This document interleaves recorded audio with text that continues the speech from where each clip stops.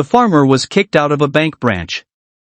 Little do they knew about his real identity. Theodore Reynolds, an older man who cherished the rural life, walked into a posh city bank. He had amassed considerable wealth over the years from his land, farms, and dairy cattle, granting him various opportunities.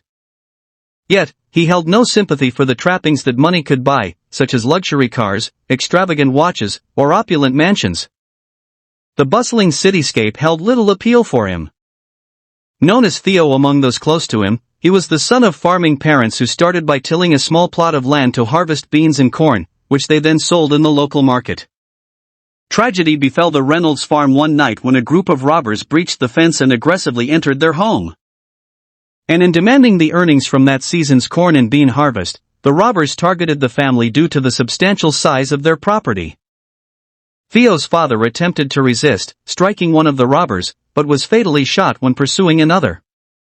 This traumatic incident left a lasting mark on 7-year-old Theo, haunting him throughout his life. Theo's mother, Maria, grieved over her husband's body, refusing to be parted from him. The young boy stood by, filled with fear and uncertainty. The robbers fled after the shooting, and life had to carry on despite the heavy loss. Theo, determined to ease his mother's anxiety and support their livelihood, proposed to take charge of the crops and land, just as his father had.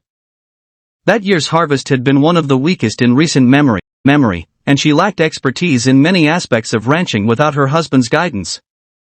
When she sought a loan from a bank in town, she was turned down due to her gender, widowhood, and perceived inability to manage the farm alone. The bank's unwillingness to lend to her worsened their already precarious situation. Desperate to secure a future for her family, Maria eventually leased their land to a local restaurant owner who used it to cultivate produce for his establishments. Despite the arrangement being a financial necessity, it marked a departure from their tradition of working the land for themselves. Over the course of a decade, the land remained under the restaurant owner's lease, his business flourished, expanding to multiple locations. Theodore, at his mother's urging, attended school while maintaining his responsibilities on the farm. Donning his finest attire and his father's hat, he set out to challenge the current arrangement and make his mark. Upon announcing that he wouldn't renew the land lease, Theo faced the restaurant owner's fury. The businessman was skeptical of the young cowboy's aspirations. To him, Theo was just a kid trying to expand the family business based on a mere diploma. He argued that their collaboration had been fair, with the Reynolds benefiting from timely payments and high-quality produce that adorned his successful restaurants. While Theo expressed gratitude for their past partnership and offered to continue supplying the restaurant, he emphasized that his family's needs were now a priority. Determined to set a more reasonable price for their produce, Theo was prepared to work even harder to make his vision succeed. Eventually, the manager yielded to Theo's resolute determination, and the contract was terminated. Soon after, the restaurant owner dispatched a group of men to the Reynolds ranch with a plan to steal their savings and force them back into leasing the land. Under suspicion of potential retaliation, Theo had moved their savings to a safe location away from the property, and he and his mother stayed elsewhere. The thieves found nothing of value and left empty-handed. As the growing season commenced, Theo struck deals with local farms, expanding their production significantly.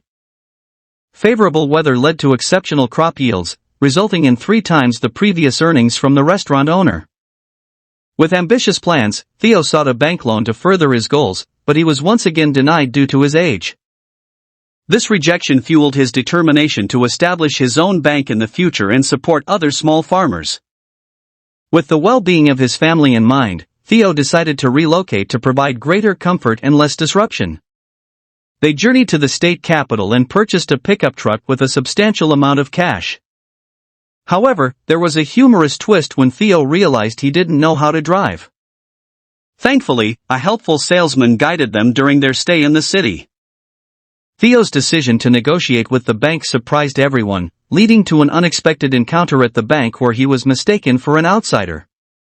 After a commotion, it was revealed that Theo owned the bank and he pledged to support local farmers.